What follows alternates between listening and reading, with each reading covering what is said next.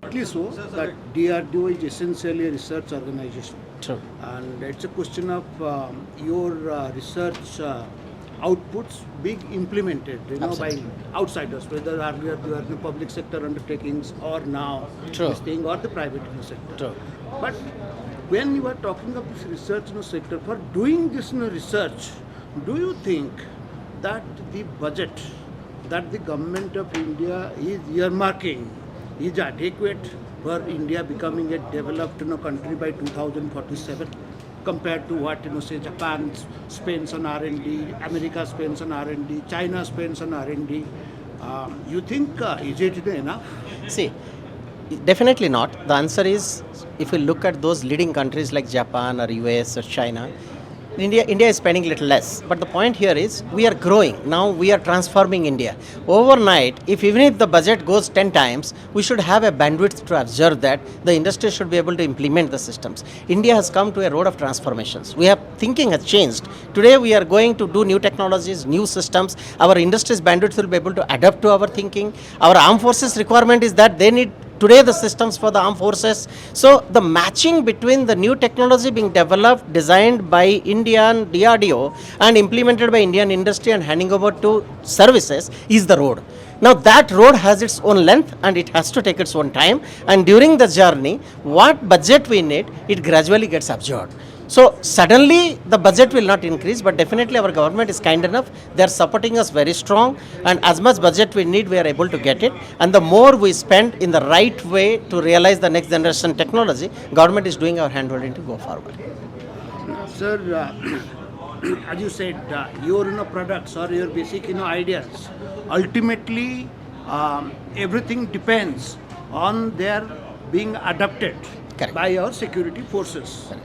But unfortunately, it has been seen that there is that trust deficit between our security forces, that means the end users, and the DRDO. There are many such products. They are not happy. Whether it is tanks, and you are talking of this LCA, LC2, you know that how long it has taken. Though essentially that may not be your blame, that is HAL's thing. But the point is that the trust deficit is still there, and still, let's be very honest about it. There is a feeling among the security forces that the foreign products are better than Indian. So how this narrative or how this mindset is going to change, and what DRDO is going to do about it? See, seeing is believing. We can't promulgate, we can't talk, we can't preach that the DRDO system is the best. Here is a DRDO who is going to make the next generation systems and offer it to the services. You have to use it. You have to feel it. And we want that you have to be addicted to it, that you can't live without. That's the mission which DRDO is taking today. Gone are those days that we go and plead that my system is the best. Today what DRDO focuses is, let me make the system which nobody in the world has made it. All along we are making the system based on a QR. We answers based on a question paper.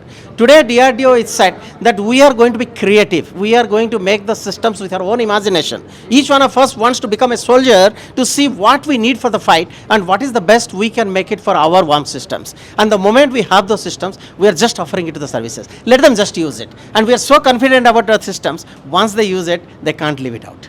And my last question is this.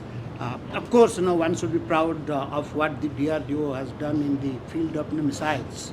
And you are saying that our systems will be the best and secure.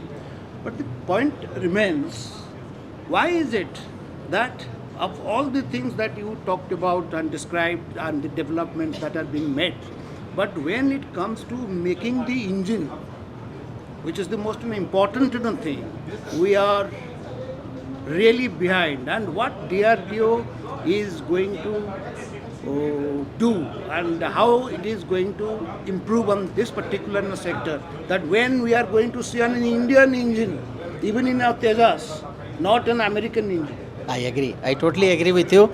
Having done all this success to what we have achieved, it does not cover that we have achieved everything success. See, it's a road. Research is an unknown, uncertain world in which all of us have jumped into.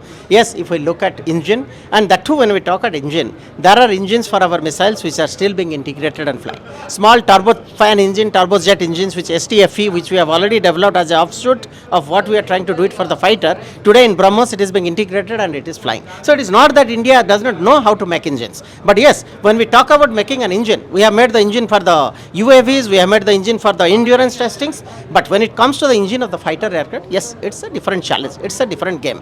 We have done Kaveri, it has taken time, I admit, but the kind of a learning we had through Kaveri, today we have made ready, we are making more level of systems, more versions of the engines ready. It will take time, definitely for sure, but having said that, we can't make our aircraft defunct just because we don't have engine when rest of the things are with us. So that's the reason 404, 414 we are integrating as a stopgap arrangement till our engines come up. If not today, tomorrow, time will come, Indian engine will get enable our Indian fighters to fly. Thank you. Thank you. God bless you.